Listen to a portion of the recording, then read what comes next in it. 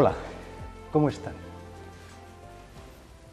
Nuestro personaje de hoy, en Palabras a Medianoche, es un escritor que triunfa, un hombre de éxito, dentro y fuera de España.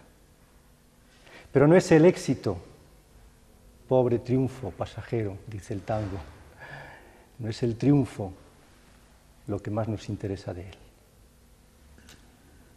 sino que Eduardo Mendoza, que ese es nuestro invitado de esta noche, nuestro personaje, como les decía, Eduardo Mendoza ha abierto un horizonte nuevo, un horizonte distinto, prometedor, que no existía en las letras del mundo hispano, en ese encuentro entre el escritor y los lectores, en su caso, millones de lectores.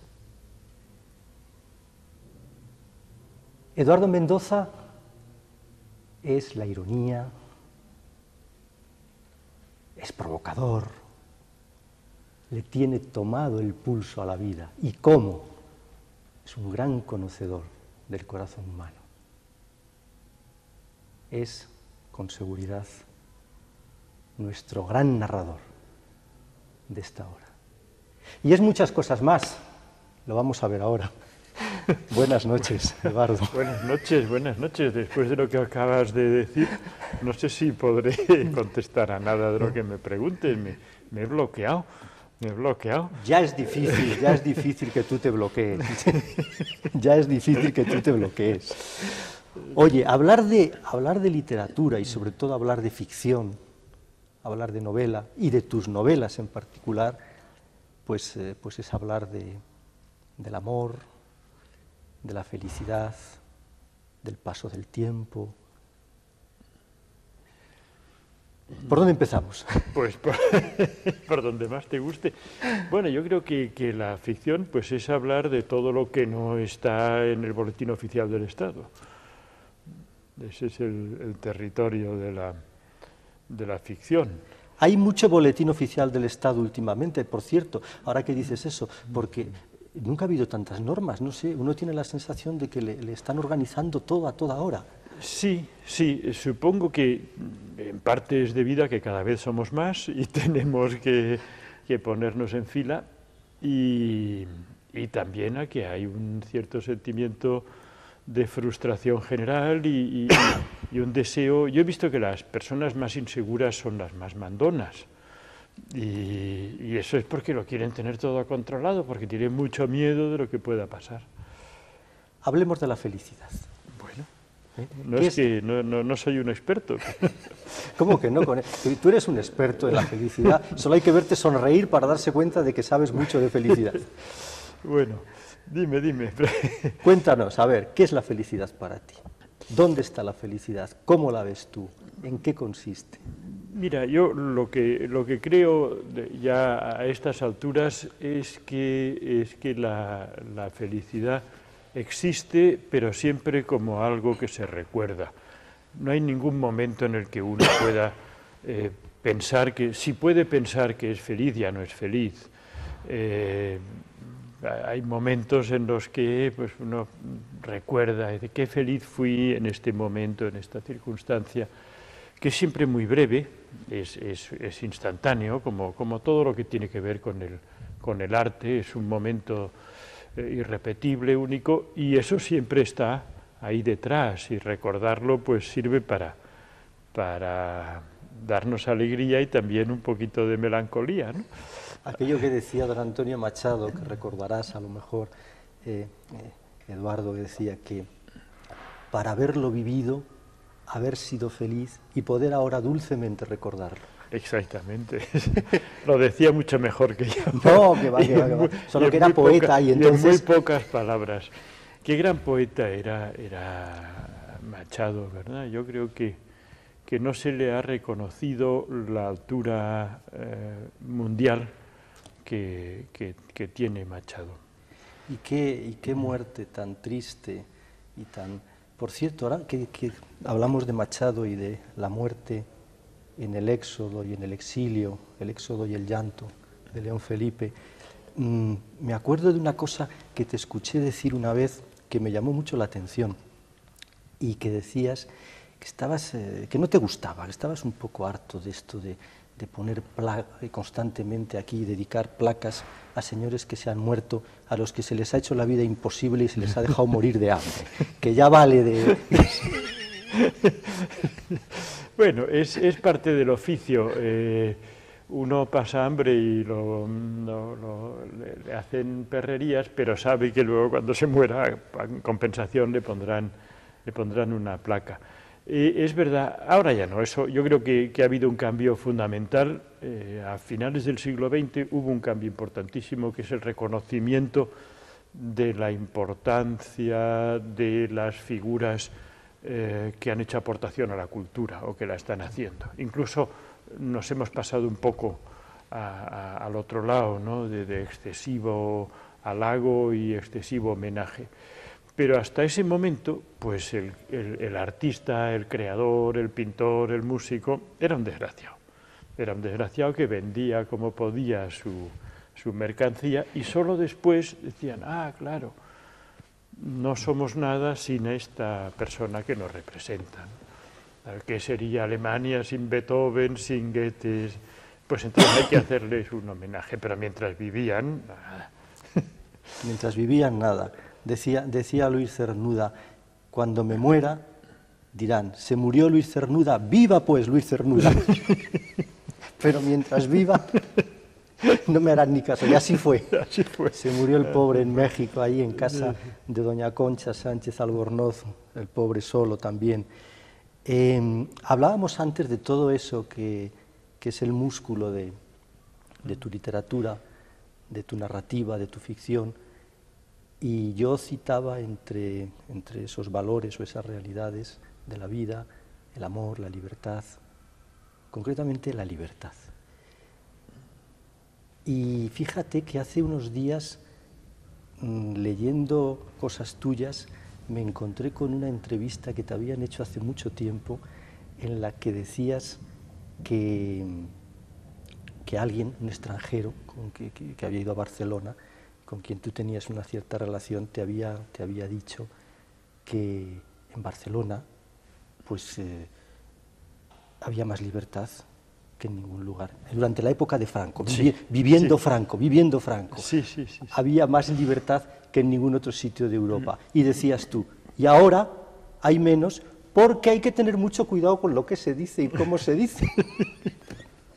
Es verdad, sí, recuerdo muy bien eso. Claro, era una exageración y estábamos hablando muy concretamente de algunos aspectos de la libertad, en otros, naturalmente, ni que hablar de eso, pero sí me decía que, claro, en aquella época, pues en todas partes uno tenía la sensación de que lo que decía tenía trascendencia y en Barcelona no tenía ninguna, porque aquello se quedaba todo en las mesas del café, en las reuniones de aquellos lugares míticos de Boccaccio y la calle Tuset, y allí pues cada uno opinaba y decía, y todo el mundo sabía de todo, y todo el mundo hablaba de cualquier cosa. Y claro, ahora eso no puede ser. Primero porque aparecen los periódicos y en la televisión y te han pinchado y ahí sale. Y luego porque lo que uno dice pues tiene trascendencia. Y en aquella época no. Tú eres un escritor que vive en Cataluña, que escribe en español fundamentalmente, tienes tu obra está prácticamente toda escrita, salvo algunas obras de teatro que creo que sí que has escrito en catalán. Sí.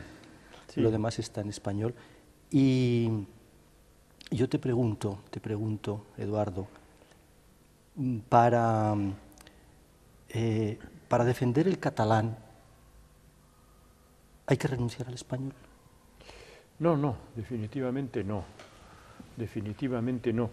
Yo creo que los idiomas están ahí y tienen una vida propia. Yo recuerdo cuando era niño iba a la escuela y era obligatorio el el uso del castellano y las clases eran en castellano y solo se hablaba la radio, el cine, los periódicos, todo era en castellano. Y los niños salíamos al patio y hablábamos en catalán porque era la lengua, no en mi caso, que soy bilingüe, porque mi madre era catalana y mi padre no, pero sí la de la mayoría de los niños. Y entonces cuando salíamos al patio, el idioma del patio, del juego, era el catalán, y eso no hubo nada que lo pudiera. Y ahora sucede exactamente lo mismo, ahora la enseñanza es en catalán, y luego pues los chicos hablan en lo que hablan. Eso, los idiomas conviven perfectamente. Se defienden solos, yo creo. Los idiomas se defienden solos y conviven perfectamente. Otra cosa es la producción literaria, quizá hay que apoyar las lenguas minoritarias, eso ya es otro asunto. Pero los idiomas no hay que preocuparse por ellos. Y si se extinguen, como pasó con el latín, pues es porque así tenía que ser, como los dinosaurios. Pero no puedes ni llevar comida a un dinosaurio, y hay que dejarlos en paz. En Cataluña, pues yo creo que hay una realidad bilingüe diaria y escritores en lengua catalana y en lengua castellana, pues en número somos prácticamente los mismos, ¿no? Yo creo que la mitad de la literatura española se está escribiendo ahora en Barcelona, ¿no? Todos los escritores, o porque hemos nacido en Barcelona, o porque se han ido a vivir allí por muchísimas razones, y ahí están los dos idiomas funcionando. Eduardo, esta novela, El año del diluvio, que es una novela, pues para mí, entrañable y no sé, que tiene una hondura y una belleza enormes. Hay un pasaje, hay una parte, creo que es hacia el final más o menos, cuando Sor Consuelo está hablando con el doctor, están hablando de Augusto Aixelà, y dice Sor Consuelo: era un embustero. Era un embustero, porque le está contando, y dice, ella es una mujer con carácter muy determinante, y cuando le está contando todo aquello de que ha salvado el hospital y tal, y entonces dice ya, era siempre un embustero, o sea, se pasaba la vida mintiendo.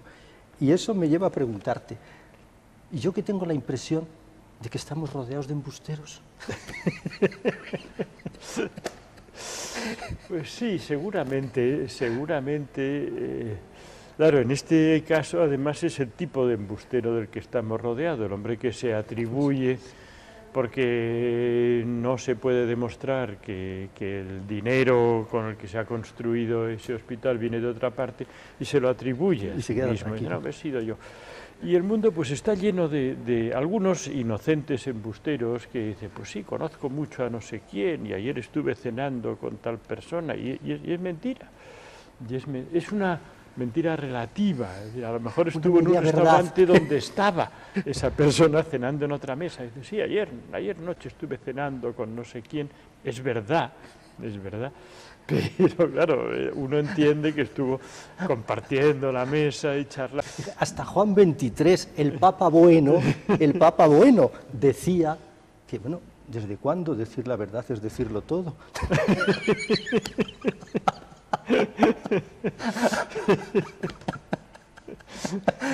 Ay, bueno. Oye, Eduardo, me gustaría saber tu opinión sobre algo que yo creo que tiene mucha importancia en el mundo de las letras, no solo de las letras, más que de las letras, yo diría en el mundo de la cultura de este momento en España, que es la cultura con denominación de origen.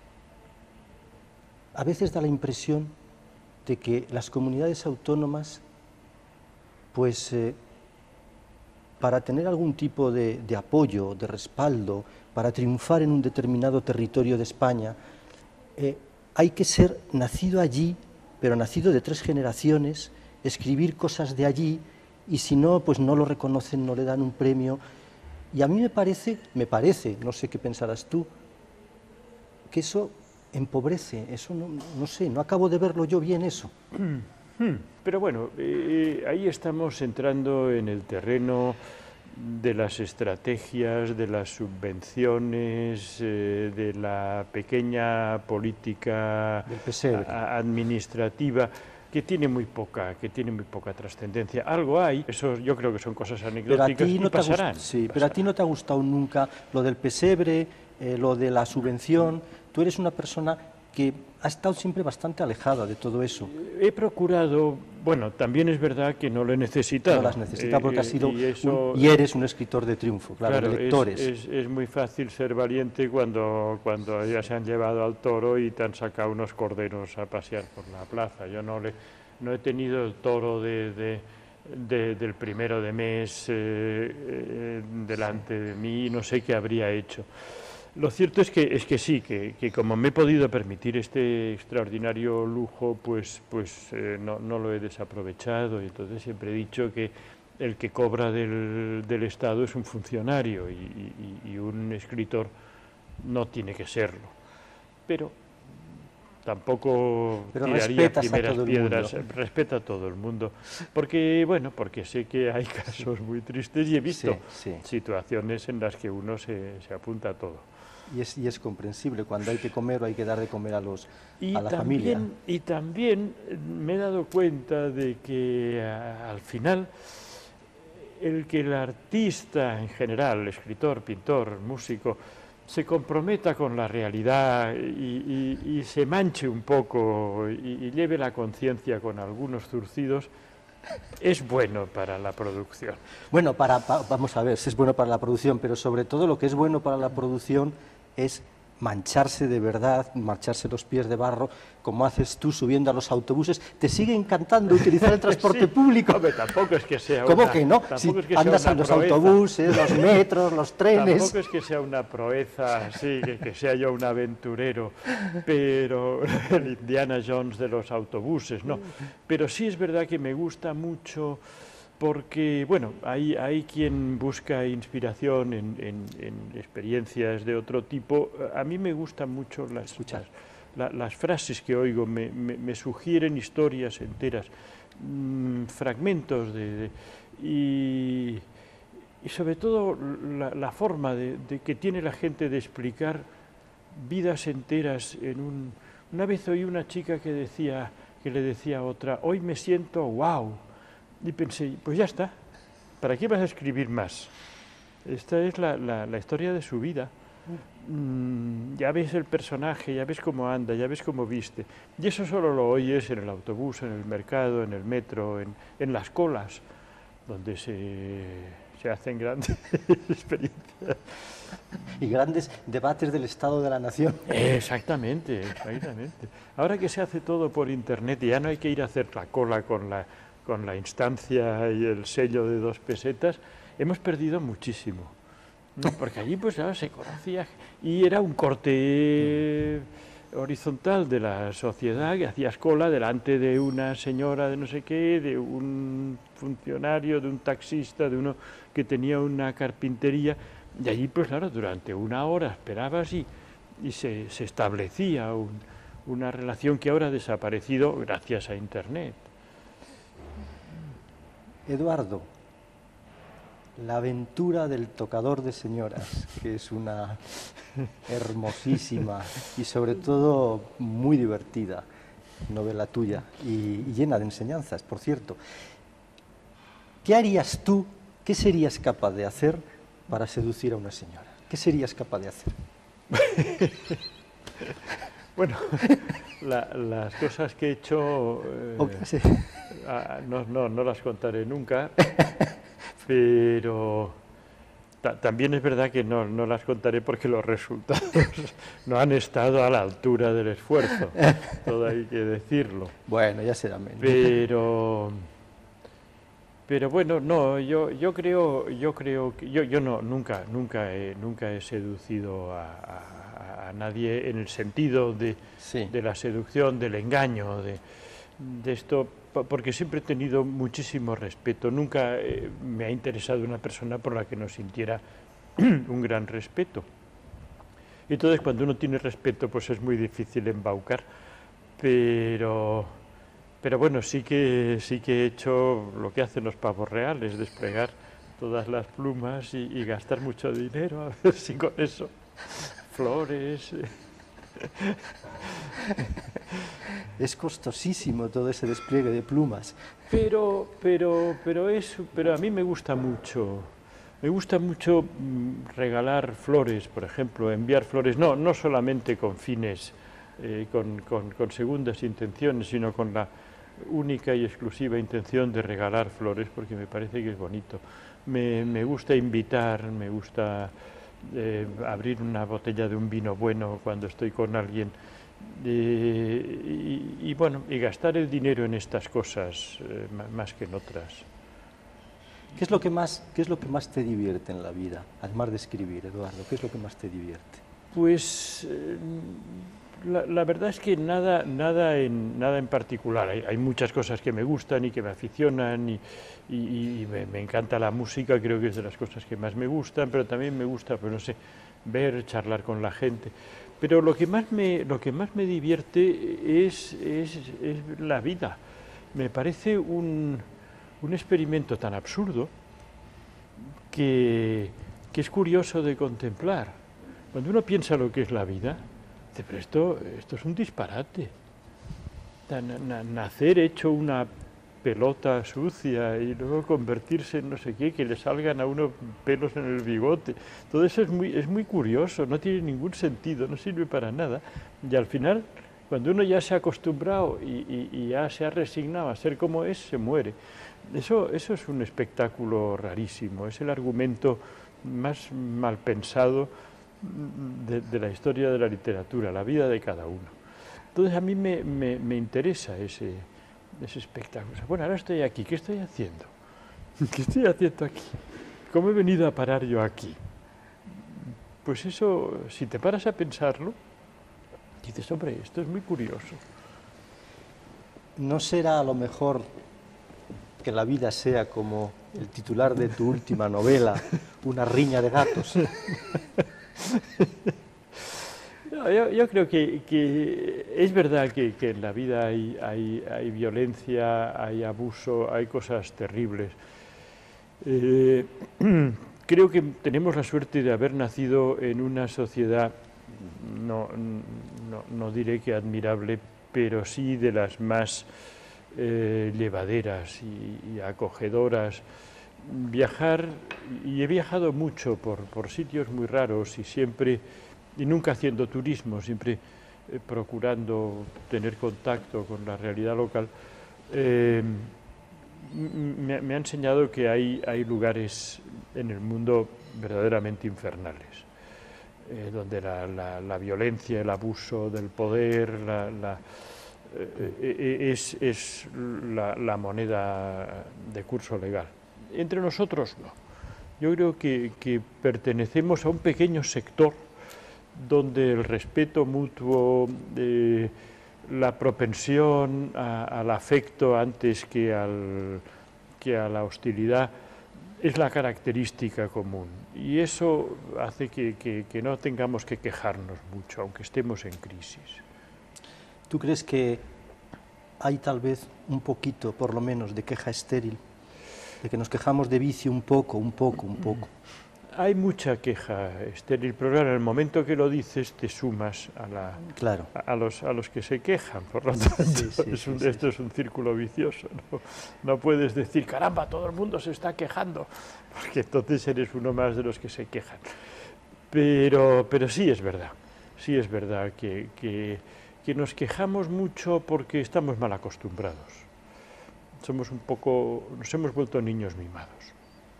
Yo digo a veces que nuestra sociedad, Eduardo, es una sociedad bastante malcriada. No nos damos cuenta de todo lo que tenemos, que son muchas cosas, que lo primero que hay que hacer es defenderlas, cuidado, eso para empezar, por defenderlas supuesto, sí. A capa y espada y no permitir que nos las toquen, eso de entrada. Eso desde luego. Pero ser consciente de ellas. Desde luego. Y además hay una cosa que es una característica no nuestra, sino del ser humano, que es tener la memoria muy corta.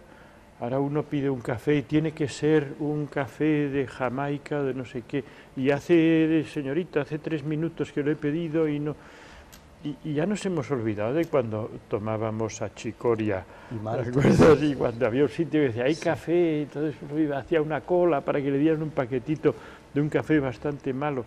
Y ahora estamos aquí ya creyéndonos que nos merecemos que el café venga de Jamaica a nuestra mesa. No, hombre, no.